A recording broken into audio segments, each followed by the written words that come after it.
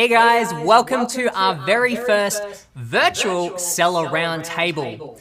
My name's Lenny, but today I'm actually joined with a bunch of panelists from Jungle Scout.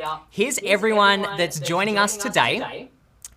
And then what we're going to be doing is we're going to be answering a bunch of your questions, and we're also going to be talking about Prime Day. Of course, today is Prime Day as well as tomorrow, and it's a great time for Amazon sellers as, obviously the sales are at their peak or one of the highest days for sales throughout the year. So it's a very exciting time for sellers. We're going to be here to answer or just discuss a few topics around Q4 and next year. We don't have a set agenda for today, but we thought it would be fun to bring a bunch of sellers from the team to kind of share their perspectives on selling. Not only that, but in the spirit of Prime Day, we of course have our own Prime Day special here at Jungle Scout. But I'll let you guys know a little bit more about what that one is in a little bit. So, without any further ado, let's kick things off. And the first question that we've got for today's roundtable is there anything that can still be done to take advantage of Prime Day as a seller? Is there anyone that wants to kick us off with that one? Yeah, that'll start us off here. I think that there's still quite a bit of things that you can do. First and foremost, there's plenty of time to increase your budget and your ad spend. I think that that's very important. You could also increase your bids on specific keywords that you're targeting.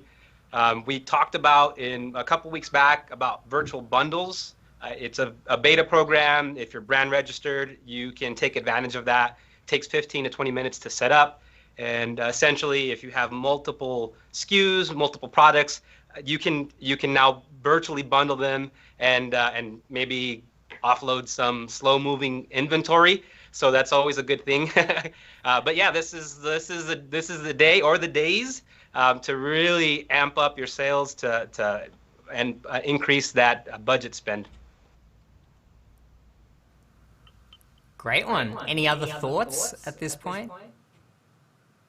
I think another thing that can be done if you don't have any Prime Day deals or lightning deals set up for your listings, you could set up some coupons. They only take a few minutes to set up. I suggest doing a dollar off amount coupon versus a percentage off. That way it's easier for people to figure out, what the deal they're getting.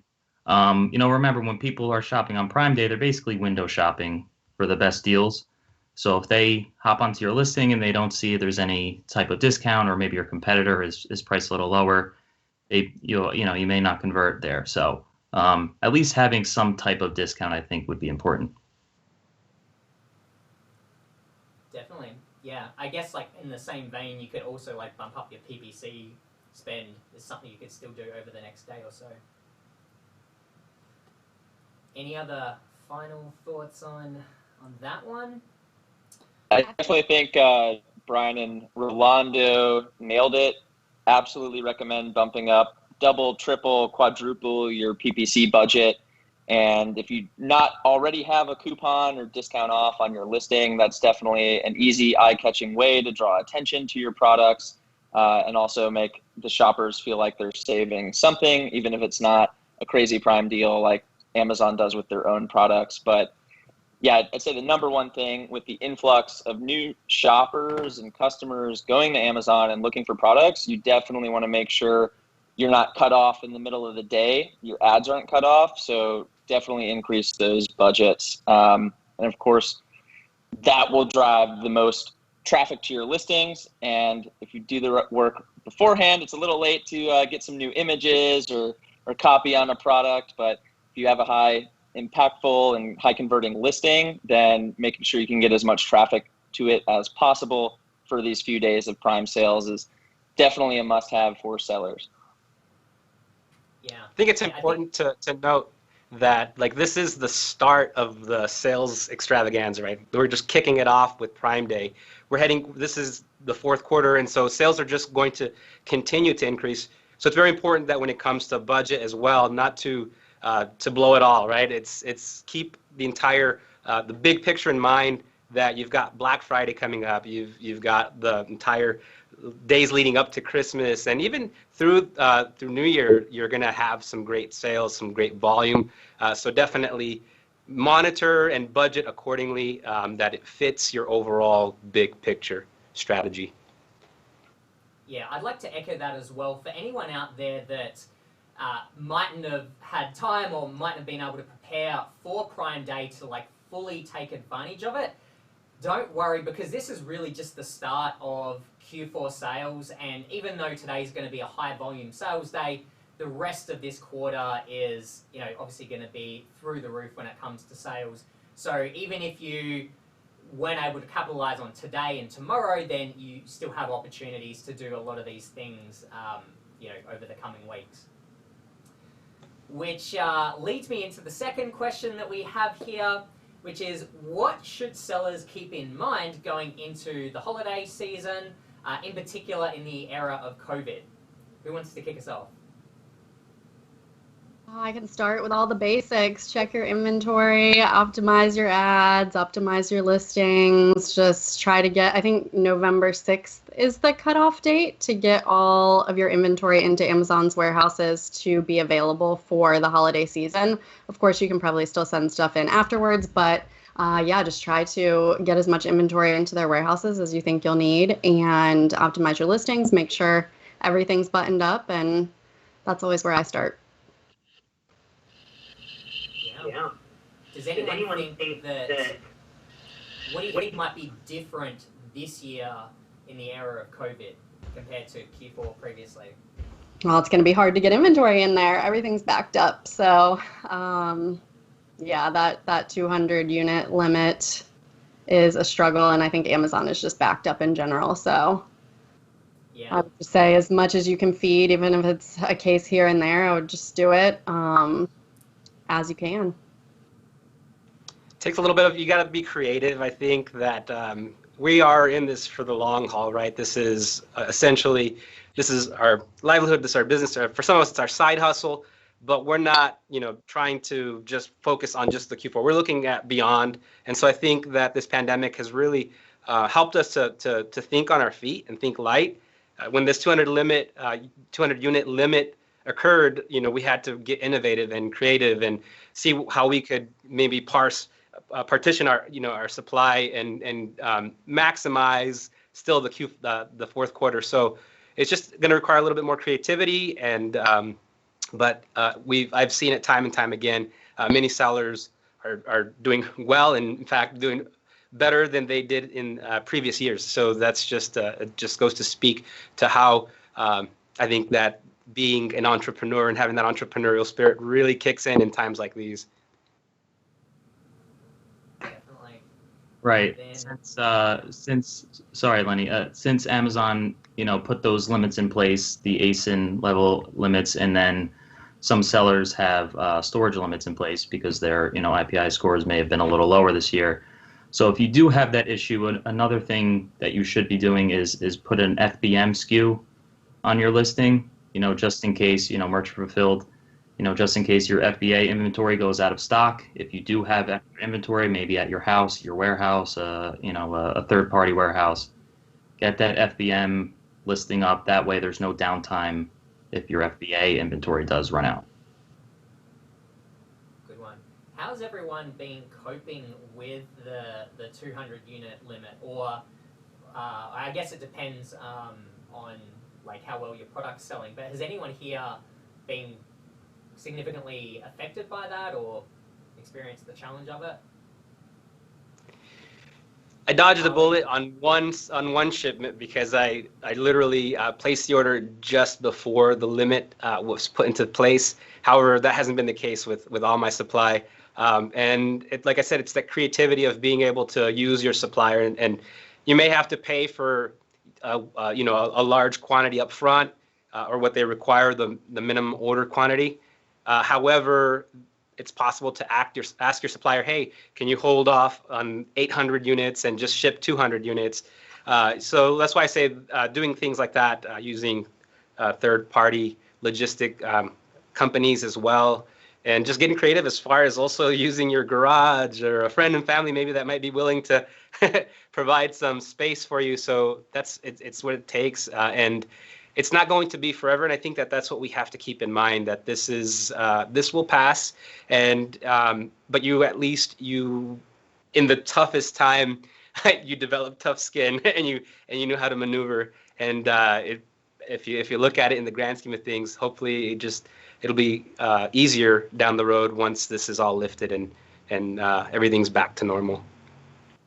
Yeah, I definitely agree with you, Rolando. On a personal note, any existing products I had weren't affected by the 200 limit. I was still able to send in as much inventory as I needed. What I really actually kind of like about the 200 unit is it forced me to start launching more products and new products. I think there's a lot that you can do with 200 units, and it's kind of a perfect entryway for new sellers. I mean, 200 units of an item. I think if you can sell 200 of something, you can definitely sell 1,000, 2,000, 20,000. So I think new sellers, maybe for anyone watching this who haven't launched a product yet, like, don't be discouraged and think, oh, I can only get 200 units in right now, so it's not a good time to launch. I should just wait until Q1. I would still push and get 200 units of something in now, because it's going to be a learning experience, right? You can always reorder more. By the time you're ready for a reorder, that unit restriction will probably be lifted. And in the next upcoming months, when you're selling through on your first 200 units, you're going to learn a lot. You're going to improve your listing. You're going to improve your keywords, your back end, your ad spend. So there's a lot that can be learned by micro launching with just 200 units of inventory. Yeah, that's a really good positive way to think about it. Just get started and use it as an advantage, not as a hindrance to your success.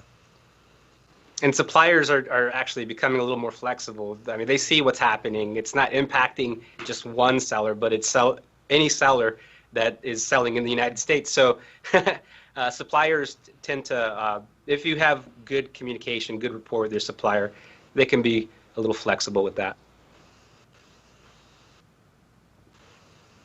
Makes sense. Does anyone else have any thoughts going into the new year about what sellers should be doing after Q4?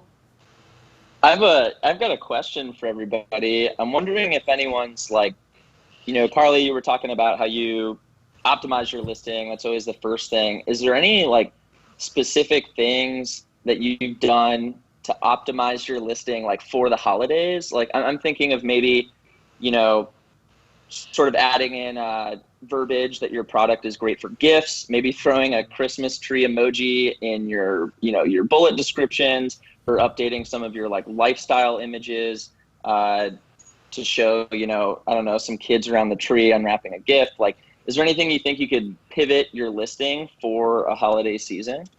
I've never tried that tactic where you change your pictures or anything, but I've seen people do it. And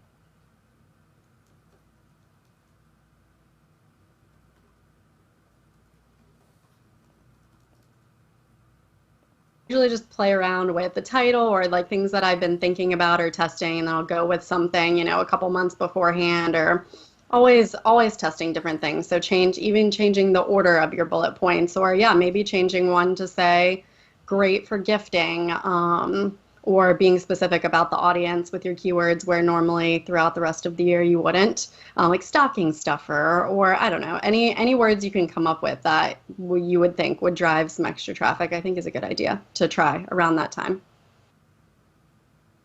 I always talk about how, granted, we're trying to satisfy like the Amazon's A9 algorithm. We're trying to throw keywords in there. We're trying to make sure that the robots capture our listing, but we also need to be able to create sales copy that converts. And I think that we tend to lose that human element, right? You got to look at your listing from the perspective of the end user, right? The consumer, the customer.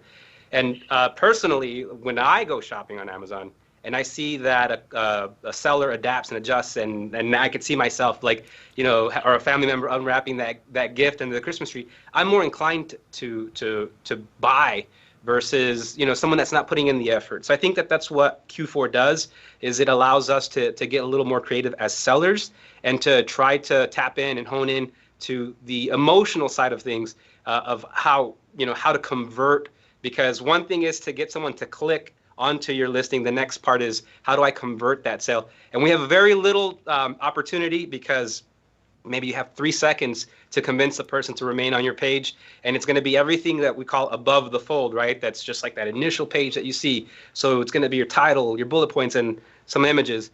So focusing on that area will help improve conversions. And yeah, I agree. I think that catering it towards the holiday seasons, and seasons plural, because this is throughout the year. You want to be doing something as you recommended there, Joe. That's really good advice. In line with that is just make sure everything is in your listing that would convert a shopper. So everything they would need to know. So if it's specific to a size, or it fits another product, or just think about it from the customer's point of view, and what would I want to know that would make me confident in 3 seconds to buy this. That's what you want to get across in your pictures or in your bullet points. What is that piece of information that's just going to make them have no doubt and want to buy your product and not go and look at any others?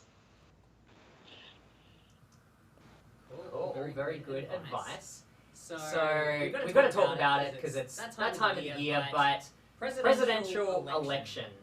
Does anyone have any thoughts? Does anyone feel like the outcome of the election is going to have an impact on Amazon sellers, whether it be with tariffs, stimulus packages, or anything else? Any thoughts? It kind of goes back to what we were talking about earlier, right? That we're in this for the long haul. This is a marathon, not a sprint. And so the overall objective here is that businesses have been in business since the United States was founded, right? Since our founding fathers, and changes happen, and there's been, and there is going to be movement. There's going to be some adapting that will need to happen as whenever there is a shift in anything.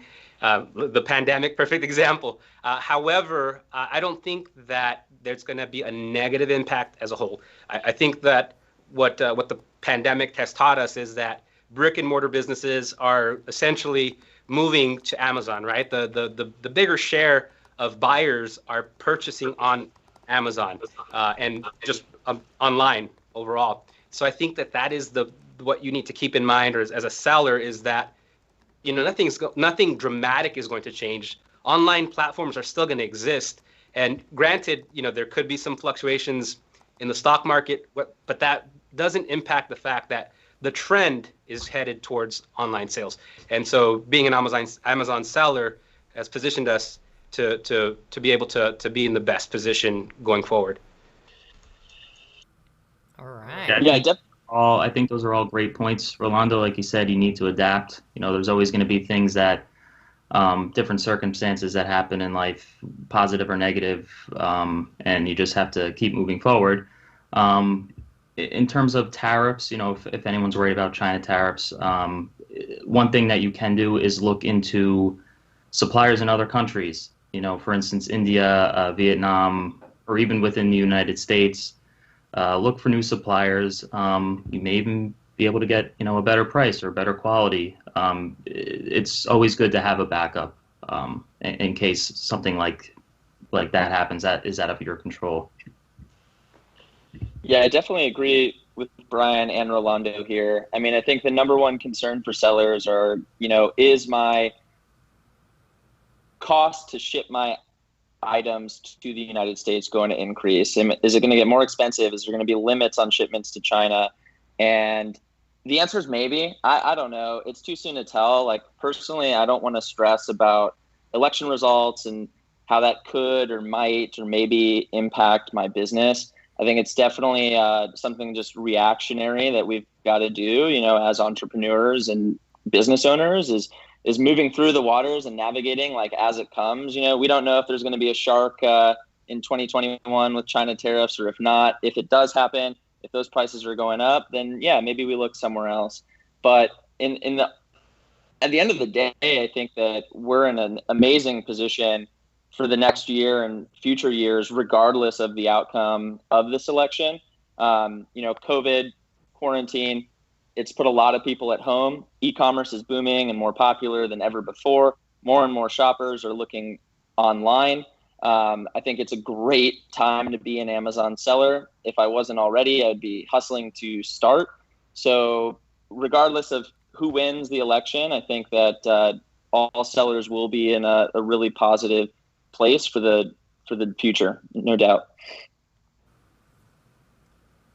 Excellent. And any final thoughts or things that you'd recommend moving into the new year? I know we kind of like touched on that earlier. I think it's always important to keep in mind all of the coming dates. So in the new year, you have the Chinese New Year that comes. It's not the same time as our New Year, and so a lot of suppliers shut down. I don't have the exact date off the top of my head, but if you want to keep that in mind, that even you just want to keep moving forward. Starting, let's say that you start today, you want to keep moving forward because you want to keep in mind that the Chinese New Year can impact your overall supply line and so forth. So I think that just having that in mind will save a lot of heartache. Good one, Rolando. Totally agree with that one. So now we're going to shift gears into answering your questions. So if you do have any questions for us, drop them in the chat box, and then we'll hopefully answer your question. But just before I do, I know I did mention earlier that we actually have a Prime Day special here at Jungle Scout, and this is it here now. And so to navigate to that one, it's junglescout.com without the U, so JNGLSCT.com/Prime Week. So go to that one to check out our exclusive Prime Week deals. You can see them on the screen here, but you'll also see them at that URL. So make sure to head there now to take advantage of this exclusive offer that we're only running at this point. So definitely head there now, and that will give you the Jungle Scout, all of the Jungle Scout tools, and you'll see kind of the breakdown within each of those plans. So actually this makes me want to throw in an extra quick question to everyone here. What is your favorite Jungle Scout tool? Maybe, Rolando, you kick us off. To me, it's Keyword Scout, without a doubt. Well, all of them are great. But Keyword Scout really speeds up the listing optimization process, the keyword research for PPC, and it's just amazing that it's an amazing tool. So I would say Keyword Scout for sure. Yeah, Joe. I really like Keyword Scout's fantastic. That's up there too, but I'd say Opportunity Finder. I'll be honest, I'm not the biggest fan of the product database. Sorry, Greg, but looking at products individually, line item by line item, it's a lot. It's kind of sorting for that needle in the haystack. What I love about the Opportunity Finder is the sliders as filters. I think it's really easy. I mean, anytime I do a demo for someone, I can always find a great example live in real time. Just kind of playing with those sliders and the categories, hit and search. And because it actually uses keyword search data, so, customer searches with the intent to purchase, you're actually looking at niches as a whole instead of individual products. And then you can kind of jump into a page on Amazon and look at the actual products themselves. So I think that's been a really great way to do product research, for me. And especially the historical and seasonal data that tool provides, which, so does Keyword Scout as well. But I find it very, very useful and kind of just fun to use and play with too. Yeah. What would you say your favorite is, Jenna? Well, Joe did take mine. Opportunity Finder, I think, is super, just so fun to even filter through and get creative and think of ideas I've ever really thought about and just kind of get those creative juices flowing. But my second choice would be supplier database. I think there's a lot you can do there, and it's an awesome tool to kind of do some sneaky tactics and find some awesome suppliers for some great products. Yeah. Nice ones. Carly? I'm going to go with the trusty extension. That's always my go-to. I love the extension, but I will say the review automation tool that we just launched last week is really doing some good for my business lately. So that one's coming up as a close second, but I'll go with extension. That's a good one. I think you guys have both taken mine, but I was going to say like supplier database, because I'm looking at launching a new product and have found some really good suppliers just by putting in some of the like bigger brands in that space, and it still kind of shocks me that I've been able to find like really high quality suppliers that supply for some other bigger brands, so you know that the quality's good. So yeah, that's definitely been kind of top of mind recently. But also, I would agree with you too, Carly, on the extension. I find myself using that quite a bit as well. So those are my two. Brian? I have to agree with Jenna and Joe on this one. Opportunity Finder is definitely one of my favorite tools. It just really helps you narrow down your search and what exactly what you're looking for. I like how you could filter by, the niche score. It helps you just really like quickly go through the results.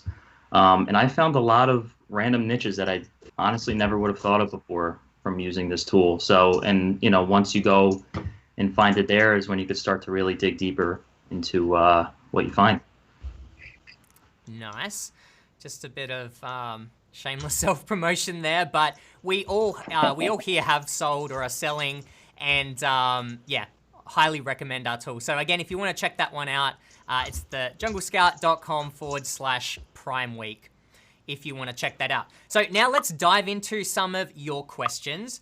Yeah, I'm just going to send some questions up on screen and we'll go from there. So the first one is, should I stick Made in China on the product and on the product box, or only on the box? Is that enough? Also, can I merge FN SKU and Made in China together? Who has thoughts on that? I don't know if you have to have it on the product and the box, but you definitely have to have it on the box. And you could have them make one sticker that's also the FN SKU label, and it also says Made in China. So you could multi-purpose that. Yeah, I don't think I've got any other thoughts on that one. I think you pretty much nailed it. All right. Okay, so Scott says, can I forecast holiday sales from Prime Day sales results?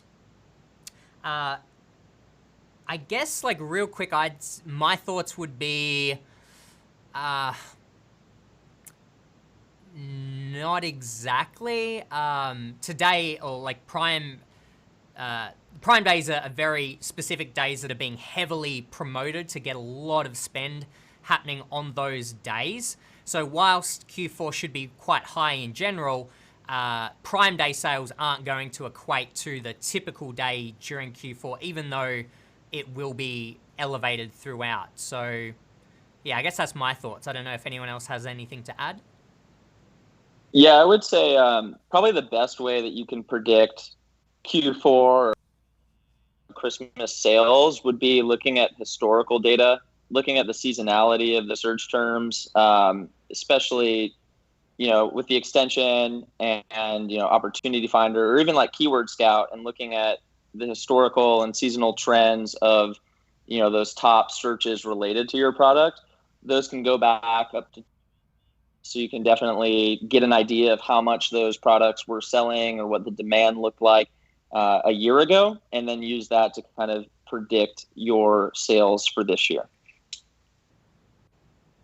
Yeah, it's definitely a tricky one just because this year's been so crazy. It's not your typical year. So I agree with you, Joe, that's kind of the best way to kind of estimate it is off of like a previous Q4 or previous sales history.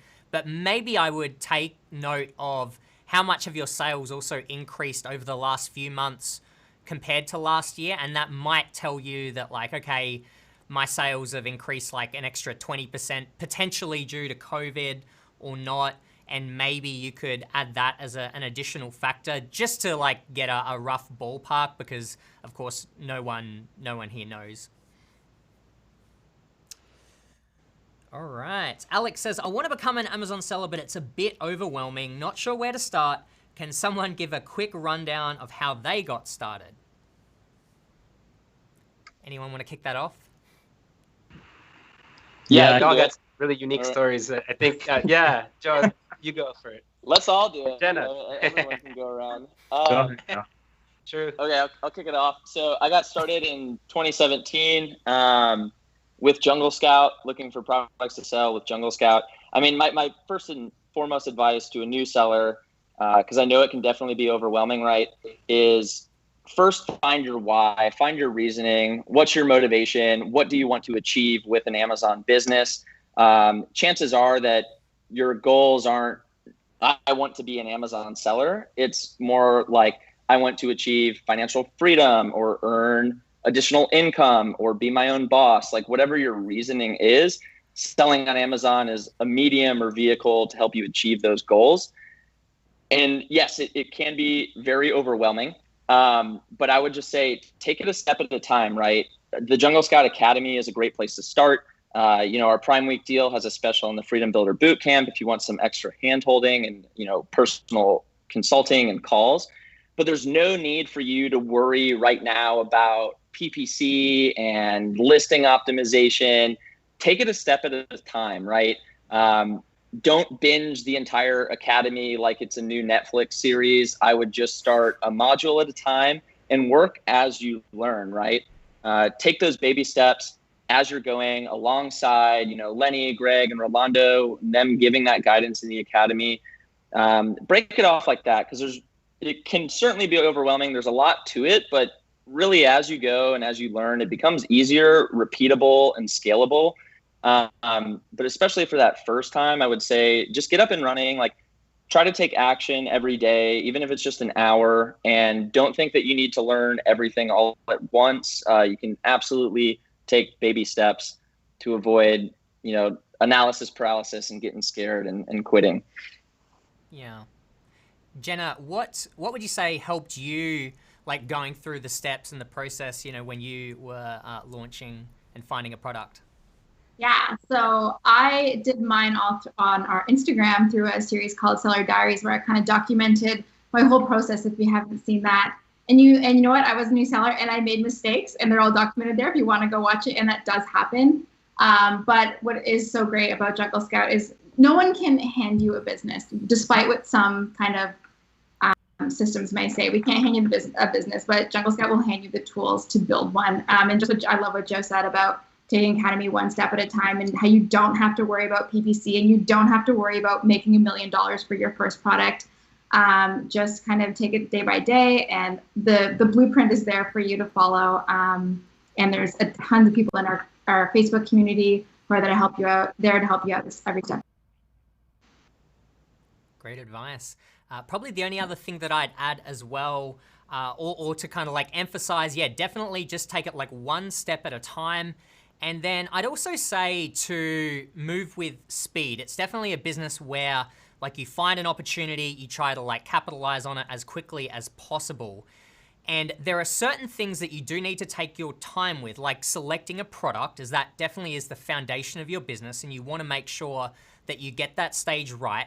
But then there's also like hundreds of other little decisions that you'll need to make along the way, which I've found the best thing to do is just to make a decision and do it quickly. Because I know from personal experience that you can agonize over little things like, one example is recently been kind of working on launching a new product and had to get a new logo design, and there was like a bunch to choose from. And it's like you could just spend a long time just like picking out a logo. But the way I like to look at it is that these businesses are generally made up of, 100 or 1,000 little decisions. And like a lot of them don't really matter. Like what's your business, your brand name or your store name gonna be? Doesn't really matter. Just pick something and then move on to the next thing. If you realize that there's like a ton of little decisions that you need to make, just pick something and move forward so that you don't ever get stuck in procrastination or waiting around for things that aren't overly important.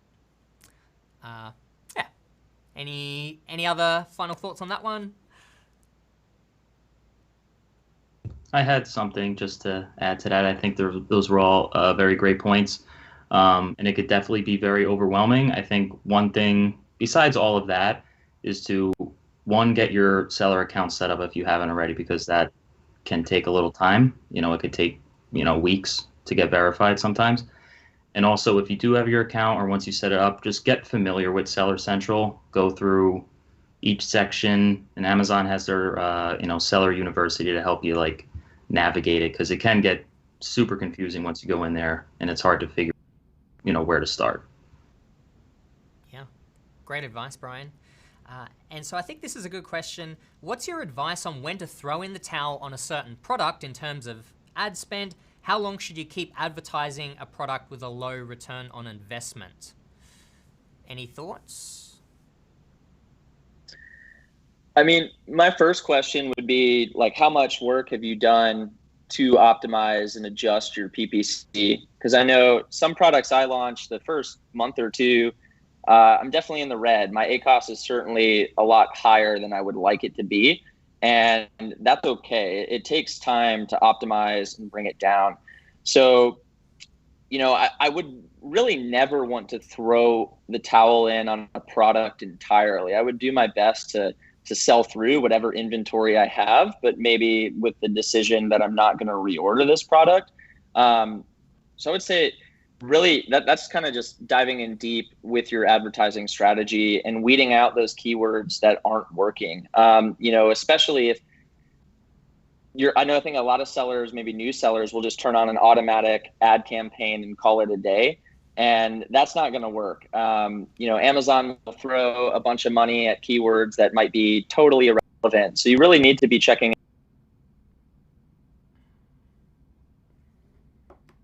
into your list that aren't converting. I would say if a keyword or search term I'm bidding for gets up to $20 of spend, $30 of spend with no sales, then I'll cancel. I'll cancel that keyword. I'll stop bidding or putting money into that keyword or search term. So yeah, would anyone else throw in the towel? Are you making progress in the right direction? So like Joe said, it's normal to be in the red for a while, but are you converting more from paid to organic traffic? Are you seeing more organic traffic?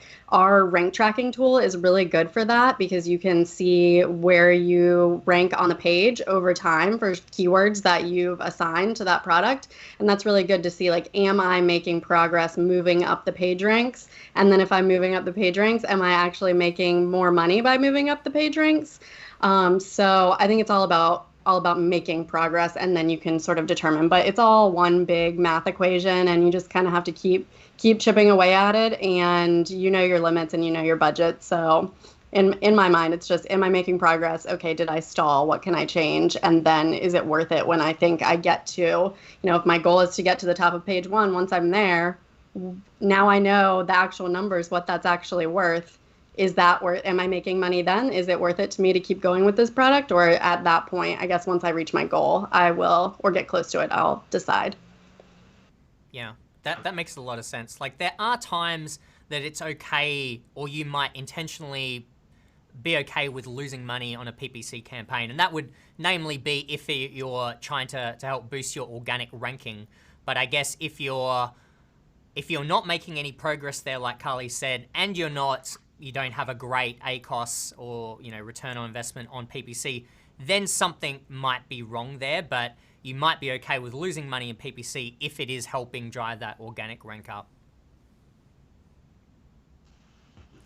All right, on the topic of PPC, because everyone loves PPC, after how many reviews do you start to see a significant change in your conversion rate on your newly launched PPC campaigns?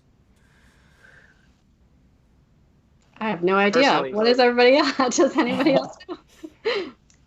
Personally, I love PPC. I'm all about, and it gets you on page 1 from day 1. It's one of the best launch strategies that you could use and utilize to your advantage. Now, it does take being very meticulous and calculated in the way you execute it.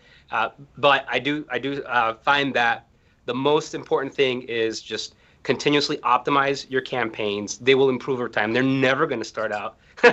They're never going to start out with a low ACoS. So that's the whole objective with PPC.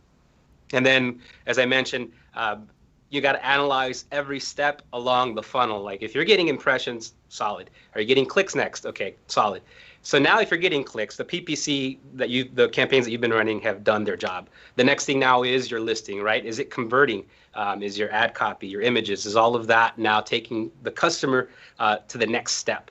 So you got to look at it holistically as to, PPC is just to get your product in front of people, and then also, creating the conversion on the back end. So it's not one and done. PPC isn't going to solve all your problems, but it will get you in front of viewers, and you will definitely be able to maximize that opportunity if you play it right. Good advice, Rolando. I would say too, because reviews are an equation in that conversion rate, right? I really think after your listing has maybe 15 reviews, noting that they're positive, they're 4 or more stars, then I think that's a solid number and a great point where you'll probably start seeing better conversion rates with your advertising. And there's a lot of easier ways. I think getting reviews on Amazon now is way easier than it's ever been, between the request a review button, Jungle Scout automating that process, and Amazon changing their requirements for reviews. Right now, customers really just have to tap the number of stars in their email as opposed to writing a whole title and description. So we're seeing more and more reviews. There's also an early reviewer program that you can join for a new product. I think it's $60, and it essentially guarantees 15 reviews. So you can absolutely do that right at the start of launching. And I think 15 is great as long as they're positive and good and people like your product, that you'll start seeing positive changes with your advertising campaigns. Yeah, I'd agree with that, Joe. I think it's probably relative to the competitors in your space. If everyone else has thousands of reviews, then you're probably going to need a lot more reviews in order to see a significant change in your conversion rate. But if they've got a few hundred or 100 or less, then you mightn't need as many. But I totally agree with Joe. I think the biggest difference is from starting out with 0 reviews, where you're going to have obviously the lowest conversion rate, to getting to that first 15 or so, I think is a great barrier to kind of get past, and it should get a lot easier from there. In the early days, it's an investment, right? That's the way that I look at PPC. When you don't have reviews, it's an investment in getting in front of customers. One thing that really is appealing and that's very effective in creating conversion, at least to click to on your ad, is the coupon feature. It just highlights that you're offering a 10 or 20% discount on the product versus the competitor. So you do have to create a compelling case once they click, because the likelihood for them to convert there is now falls entirely on what you did to be able to kind of get in their psyche and convince them to buy.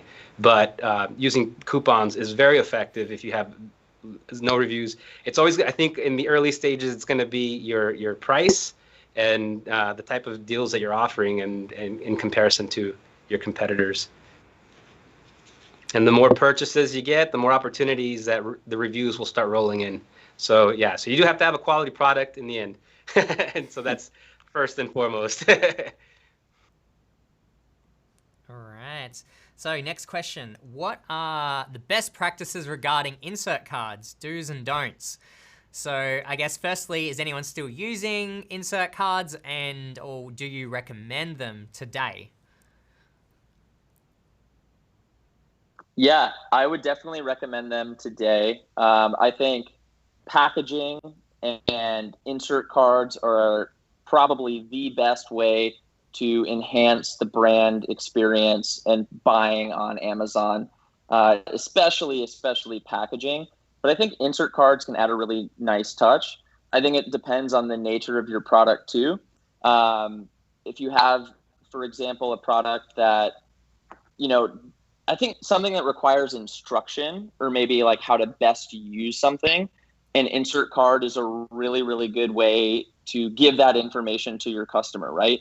And if your customer knows from the very beginning, like for example, I literally just bought this, I can't remember what it's called. It's got a funky name, but it's essentially a replacement for lint rollers. I was spending a lot of money on lint rollers for my cat. The guy's hairy, leaves it everywhere. And this thing, it's called the Chomp Chomp. And I watched the review, and I watched a video, and in the video on their listing, the owner of the product explains how to use it. And he was talking about how it's supposed to be loud and make a lot of noise, and you really got to like put your back into it. And I was just like, okay, cool. But I could see if I hadn't watched that video and I got the product and I was trying to use it like a lint roller, it wouldn't have been nearly as effective. So I watched that video beforehand, but Chomp Chomp, man, if you're watching this, I definitely recommend putting a product insert in your packaging, just explaining to the customer, because he said a lot of the negative reviews that we receive on Amazon are because customers don't know how to use the product. So if you do have a product that requires some extra step or instruction, I think the insert is an excellent way to relay that to the customer. Yeah, I'd use them And on more the point today. of don'ts, sorry, because you're saying what are the do's and the don'ts. You definitely do not want to ask for a review. So that's a definite no-no, and it's against Amazon's terms of service. So that's what you want to stay and veer away from. It's about providing value, and I think that when you provide value in sort of instruction, or maybe you could ask them you could have a QR code on that they could scan and takes them to your website, and just providing some additional value goes a long way. And using our review automation tool, you'll probably get that positive review feedback because you just had this great branding and this customer just had this great experience. Yeah, I echo what. Oh, you go, Carly. Sorry, I Jenna, was saying sorry. a great way to give my brand some voice and be able to personalize what we were all about, and maybe from customizing what we wanted it to look like to the language you wanted to use. It was just a great opportunity to connect and kind of a little more brand loyalty for my buyer. Cool. And you're a social media expert, so I'm sure that putting your social media content links there as well, or that information Exactly goes a long way. Yeah, so I think we've all got the same consensus of don't necessarily still use them, but don't use them with the expectation or for the purpose of getting reviews. It's more about adding value. And then my understanding is it is perfectly fine to have your website there, or to be giving them any sort of content or anything that can help with their purchase. But probably the one is to you don't want to be driving them to another sale necessarily. That's probably more of an area that Amazon isn't as happy about if you're trying to send them to a Shopify store or something. But giving them value is perfectly fine. All right, what price range do you recommend for a new product for a new seller, and how much would it cost for initial inventory to get started? Any thoughts?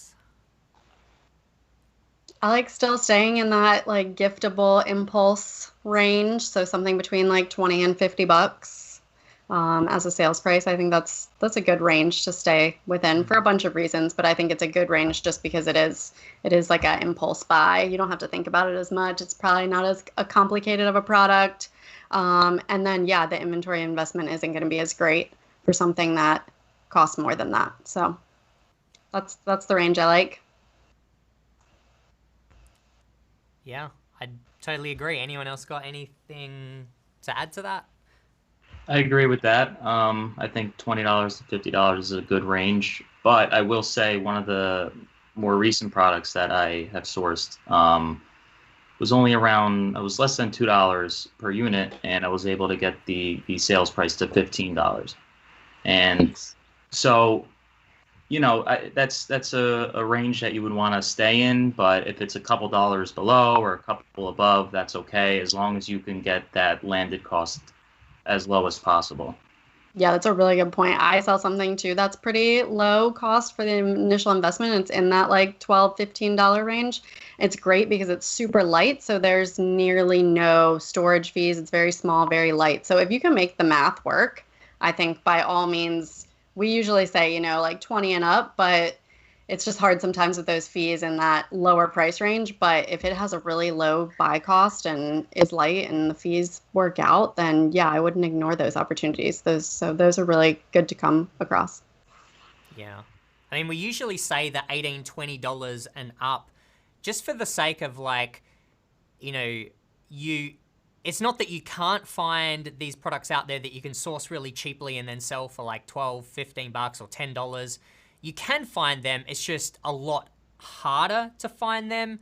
So that's why, to give people ballpark figures, we normally would say like $18, $20 and up.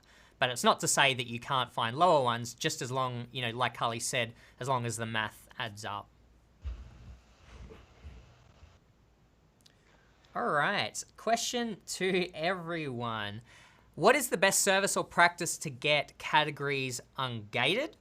This isn't something I've ever dealt with, but I'm curious if anyone has ever got a category ungated and how they did it. Yeah, I'll touch on that a little bit. I've never used an ungating service or anything like that, but for instance, I just helped somebody the other day get approved for topicals, the topical subcategory. So you can find a reputable wholesaler or distributor of, let's say, beauty products, because it's the topical category, and you place a small order, at least 10 units, because I believe Amazon wants to see an invoice that has at least 10 units on it, and it only costs, I don't know, $80 to get that. The inventory that you purchase probably won't be profitable, but that's not the point. The point is to send that invoice to Amazon, send them the picture of the inventory that you actually have and the invoice. I like to highlight the 10 units there because sometimes they miss it. And that has worked well for me, you know, whether it's, let's say, Crayola or the toy category or something like that. So, for instance, I'll give everyone a tip. For toys, or say Marvel, you can go to entertainmentearth.com, and if you have a resale license, you know, the tax ID and all that, you can open up an account and get ungated in those categories. So before you go ahead and spend hundreds of dollars on one of those services, look into just purchasing the inventory yourself and going that route. Yeah, I would echo that. Those services are not needed. I wanted to get ungated in the top 3. I did this many years ago, so I don't remember exactly what those were, but I remember I found just like opened a wholesale account with someone, and I bought things not with the intention to actually sell them on Amazon, but just to provide the invoice. And I remember I bought a couple of cases of gummy bears, Band-Aids, and Listerine because I just thought I'll just use those. I just don't even need to resell them. So I wasn't really looking for a profit, but I just needed something that would match the criteria. And yeah, it worked out fine. So I did that even ahead of knowing that I wanted to sell anything in those categories, just to get the ball rolling in case I came across something. I would be set up to do that. Yeah, and I think all in all, maybe it was like $150, $200 or something. And I've gone through it all. I've gone through all the Band-Aids, all the Listerine, and all the gummy bears. Did not go to waste. Yeah, I'd add to that using some type of service in general really comes down to time. Like, how much do you value your time, and of course also how much do you have to invest. Most anything can be done, but it will take some time. To get ungated, it's going to take some back and forth with Amazon. You'll eventually get ungated, but it's going to take some time and some back and forth. And they're going to ask for different documents and photos of this and so on and so forth. If you're willing to work with that and do that, then definitely go that route. That's always going to be the one that's going to save you the most money. And in the process, you're going to learn, so that when you go to launch your next product. So it has its pros and cons to go with a gated product, but at the same token, I always look at things from the perspective, okay, what am I going to gain from this if I go through this process myself?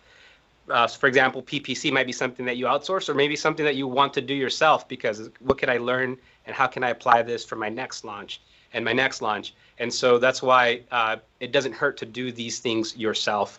It's just, the time commitment that it's going to take. And I'm going to make a shameless plug here. If you're liking this content, crush that thumbs up button, because this is our first time doing a virtual roundtable. And just like everything else, we've adapted to the times, these pandemics, the pandemic. And so now we're having to do virtual roundtable instead of like a in-person live recording. I know, So I miss you guys. yeah. We haven't seen each other in so long. We normally do this in person. This is a little Yeah. different. But on the plus side, we could do it You more miss often everybody. now Yeah, I guess so. if Yeah. people Well, like it. if you like this type of content, put it in the comment section. We'd love to hear from you and understand if this is the type of content that you would like to see more of. But definitely crush that thumbs up that thumbs up button as well. Definitely. All right, here's kind of an interesting question. Can Jungle Scout be used to sell on the Walmart platform? Anyone want to take that? I'll take this one. Jungle Scout can be used to sell on the Walmart platform in the sense that you're leveraging Amazon data. So if actually, Brian, you wrote an excellent article on getting approved to sell on Walmart as a third-party vendor. So you can probably touch on this more, but I would say you can absolutely leverage Jungle Scout's product and sales data in order to sell on Walmart. And really just anything on Amazon, the keyword data, right? That's the best thing about Keyword Scout and our keyword tools. And really Amazon is all the search terms on Amazon have that customer intent to purchase. So whether a customer is searching on Amazon to buy a product or on Walmart, the chances are those search terms are going to be pretty similar. So if you are selling on Walmart, since there are not any Walmart tools, to my knowledge, that will give you sales estimates or keyword estimates, you can definitely turn to Jungle Scout and Amazon's data to sort of influence any decision making or keywords that you want to include with your Walmart strategy. Nice. Yeah, I think you nailed it, Joe. And like you said, if people are searching for those terms on Amazon, then there's most likely others searching for that on Walmart. I've done that before. If I can't find exactly what I'm looking for on Amazon, I'll go to Walmart. And Walmart does actually have their own little research tool or growth insight type of tool once you set up an account. So if you are able to set up a Walmart seller account, you get some more insights there. But yeah, like Joe said, people are going to be searching pretty similarly throughout both platforms. Yeah, it's interesting getting that question because I was actually just talking earlier with Greg, who was just telling me the numbers of how much more or how the number of sellers on Walmart has increased quite a lot this year. So I think Amazon is still the best opportunity in e-commerce at the moment to get started and get selling, but Walmart is probably something to keep in the back of your mind over the coming years. So yeah, I thought that was a cool question, and I agree with what both Joe and you said as well, Brian. All right. So the next question is, how many products do you have listed on Amazon at a time? You only have so much time to manage the products, I'm assuming. I guess this is quite an interesting question because we talk about you go through the process, then you essentially repeat it with a new product, but there's still that maintenance time involved. Maybe I'm curious to hear what your thoughts are, Carly, on how many products should you manage at a time, or Why? Because I'm drowning in maintenance for all my products. I have probably 50 products on Amazon, but wow. I run my business with my brother. So we're partners, and it's his full-time job. He has no other job, and it's my part-time job because my full-time job is here at Jungle Scout. So, but I would be surprised if he works 20 hours a week. I'm gonna guess. Maybe some weeks more, but I would say on average, probably he puts in 20 hours a week. But it's a lot of maintenance. Like after I get off work here, I'm often paying suppliers. We kind of have our own roles. So mine deals with all the money and a lot of the shipping stuff. So I at least spend 30 minutes or an hour a day doing something for my business, but it does complicate things when you add more products. I will say what's helped us a little bit is we've added more products from the same suppliers. So we find one product, we get a supplier, and then we see what else they can make for us. So we're not managing 50 suppliers. We have several products from a couple suppliers. That makes it a little bit easier. And then combining shipments and just having a really good relationship with a freight forwarder They make our lives a lot easier. We've handed off some duties for them, so that's removed us from the equation and freed up some time. But it does get stressful when you add more. Yeah, I guess it's like every time you go through the process, you're going to get quicker at launching the product and you kind of know the steps. I guess really it just comes down to creating a system that works for you so that basically that time is shorter each time you launch a product, and then all the maintenance tasks you do, the more that you can delegate, whether it be to a software like Jungle Scout or a VA, or like, kind of delegate those different responsibilities, the easier it'll be to manage more products. I guess that also speaks to, looking into maybe like higher price products once you've kind of established yourself. Generally, again, coming back to the price range that we recommend of that like $20 to $50 range, that's good to start with because also the capital that's required is lower. But maybe once you've got a few of those products up and running, you might like to consider or look into maybe higher price products. That the advantage is generally there's less competition because there's a higher barrier for entry, but also you'll generally get a higher or a larger profit margin as well with higher priced products. And so long term, throwing some of those into the mix means that you could potentially have less products overall to manage, but still be bringing in the same amount of revenue or profit. So yeah, Yep. I guess these are just different things to think about. It's a really good point too, because we always talk about, you need a certain amount of estimated units sold to pick a product, but really it's about the profit that you're going to make. So it may only sell a couple a month, but if you're making a ton of money off each of those sales, that's the same as selling something lower priced, lower margin, with more volume. So yep, it's all just an equation. Yeah. Excellent. All right. We'll just take a couple more questions and then we'll wrap it up for today. We're getting some feedback. I'm seeing some comments in here that people are loving this format, which is awesome. Thanks for letting us know. I also did see a couple of comments in here as well that people have been crushing it today with sales. I think I saw someone say that they've had like 10x their sales today, which is awesome. So yeah, really glad to hear all that, and I hope that's inspiring for those of you that are just starting out or early in the process, because there's a lot of opportunity here. All right, so we'll take a couple more questions. I'll see what I can find.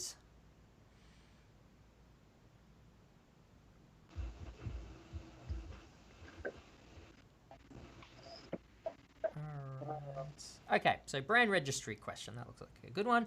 If I get brand registered and add new products to my brand, does that make it more difficult to add the new products to Amazon with that brand?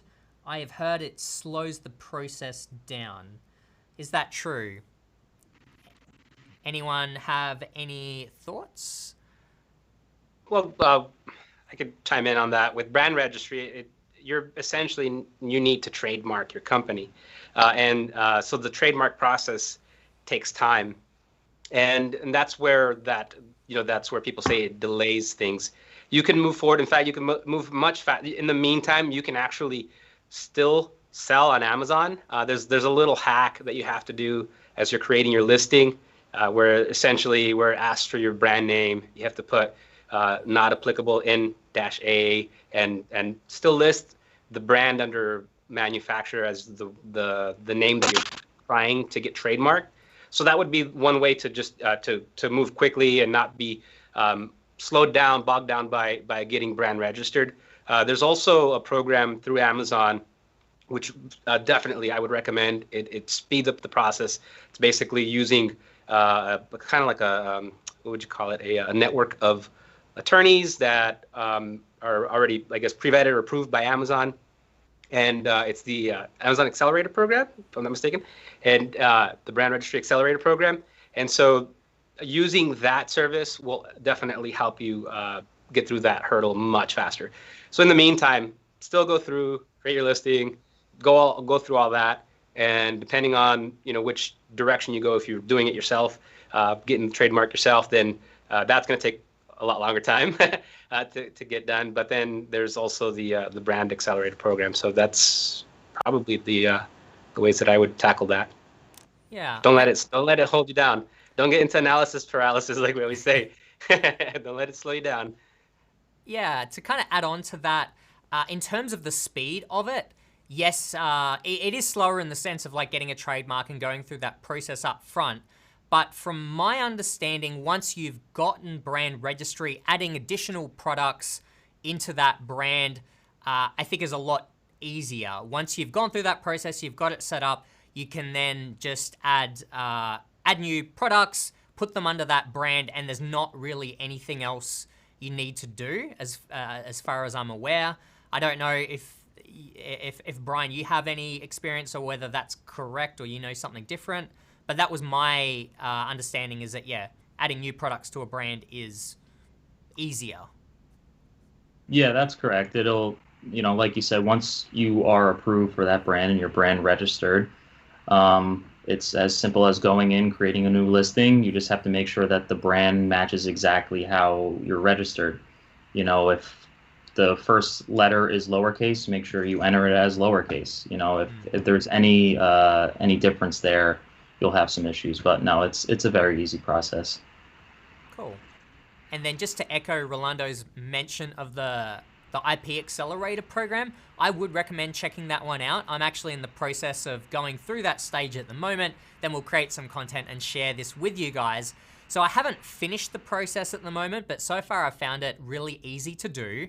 You can select from one of the legal partners that is partnered with Amazon, and then Amazon will basically send them, I guess, like a lead, your email, and then they'll reach out to you. They'll usually have a questionnaire and that kind of thing, asking for information, and yeah, you just kind of go through the steps and they lead you through that. Now, in terms of cost, I actually thought it might be more expensive to go through this, but my understanding from what I've been going through is that Amazon's actually negotiated discounted rates with all of these legal firms. So at least the one that I'm going with it basically seems to be like more or less the same price that I would pay if I was to go to someone privately. So from, that standpoint, you might as well go with the Brand Accelerator program because it'll get you into brand registry a lot quicker. And so far, I haven't really seen any downsides. I'm not seeing it cost, a significantly amount more. I think it's actually the same price from what I can tell. So I'd highly recommend checking that one out if you're considering getting brand registry in the future. All right, so I just picked out a last question here for the day, which is what are best practices when negotiating with suppliers, apart from getting cheaper prices, anything else I can bargain with? What are people's thoughts? That's a good question. I would say don't ask, tell. You need to tell your supplier what you will pay for how many units, like a new supplier. If you are more passive and like, hey, I was wondering if you could sell me maybe 200 units for like $1 each. How does that sound? They're going to say no. But if your offer or ask does have to be reasonable for sure. We talked earlier on the minimum order quantity. A lot of suppliers will say it's 1,000 units, but with the 200 FBA limit, a lot of suppliers are aware of that and they're working with that. So you could probably get away with 200 to 500 units to start. That's what I would really say is, don't beat around the bush. Like, go in strong, tell them what you want, be demanding, but be professional. And anything you can do to come off as an established business, even if you're not, will get you a long way too. So like in our supplier database tool and supplier tracker, you can create, invoices and PDFs and really just kind of establish yourself as an existing business that you're looking to expand your product line. I think that kind of gives you a little bit more credibility right away. But yeah, I would just tell them what price you want and what you can make work for X amount of units. And chances are they'll probably work with you. I think that's kind of the best negotiating tactic, as opposed to just seeing what they'll offer, because they're always going to try to get more money out of you for sure if it's your first time. Yeah, what I've been doing lately is ordering like 3 orders in one. So say I want to order 6,000 units, but I really only need 2,000 at a time, every 3 months. I'll order 6,000 and ask them to break it into 3 orders of 2,000 each and tell them when I want them shipped. And so I can give them the deposit on the 6,000, and then I'll pay the balance for each of the 3 shipments, and they store the rest. So they get to save money because they get to make it all at once. They just have to have the space and the willingness to store it there. And then I get the discount because I committed to 6,000, not 2,000. So they will give me a quantity discount. And that's worked with quite a few suppliers. I think it's guaranteed business for them, right? And so they're pretty willing to work with you if you commit to a larger quantity, because they know they're gonna ultimately get paid for that larger quantity. They don't have to wait around for you to ask for the next order. That's super smart. So like you pay, let's say you've got 30/70 terms, you just pay 30% on The whole thing. 6,000. Yep. And then you just pay the balance of 70% on the first 2,000 and then the second and the third. Yep. Yeah. I like that. I'm going to steal that. That's what this is for, right? Everyone can steal that. Go for it. Yeah. Cool. And I guess just maybe to add on to Joe's point, the only other thing I can think of, what will give you the confidence to state your own price or the price that you're willing to pay is just by getting quotes from like a whole bunch of different suppliers, so that you've got an idea then of the market price, and you know that like, okay, I'm not lowballing them too much. This is still a fair price, but it's the price that I want to pay. So that's my recommendation on like figuring out what price you should pay. Any other thoughts when it comes to negotiating with suppliers to wrap us up? I'm pretty aggressive when it comes to finding suppliers. So if we're going back to like early stage, if that's what they're asking, then I think that the first thing I do is I reach out to as many and all suppliers as possible. So I just blanket Alibaba or wherever I'm using to source my product. And I allow them to filter themselves out, because I have a template, right? And to me, it's very simple. Just cut and paste and just tell them, what I'm looking for. And then just go down the list. And ultimately, they weed themselves out. And so now I'm getting, the ones that are rising to the top are the ones that I'm more than likely going to start drilling into and getting more quotes and more accurate information. And one of the best things that you could do is just kind of in a courteous way, of course, because it's about building rapport in the long haul with a supplier. But I do pin them against each other, and it's like made the best supplier win. And so the goal is that by saying, hey, I'm able to get this at this price from XYZ vendor. You don't even have to disclose the supplier in some cases. At times I have. If they sent me a quote, I could send them the quote and be like, hey, just so you know, I'm not lying.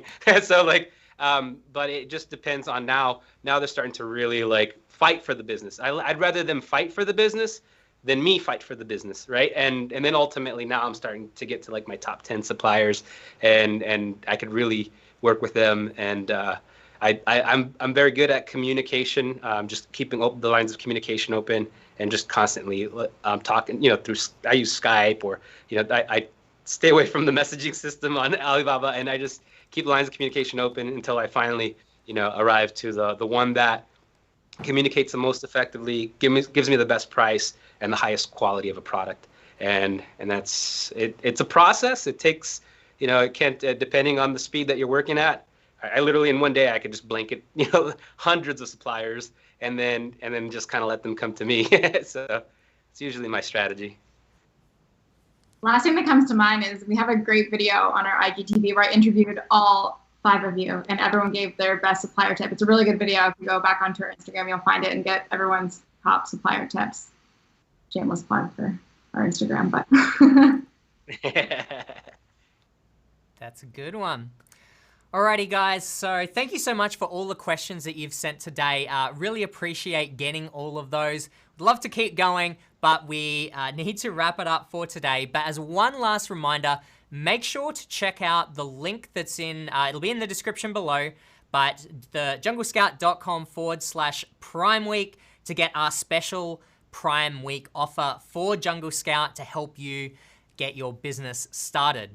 But yeah, again, thank you so much for joining us today. It's been a real pleasure. I can speak in front of, or on behalf of everyone here. It's been a real pleasure answering your questions. If you want us to do this again, let us know in the comments below. But all the very best with your Amazon businesses, and we'll chat to you guys next time. Take care. Bye, everyone.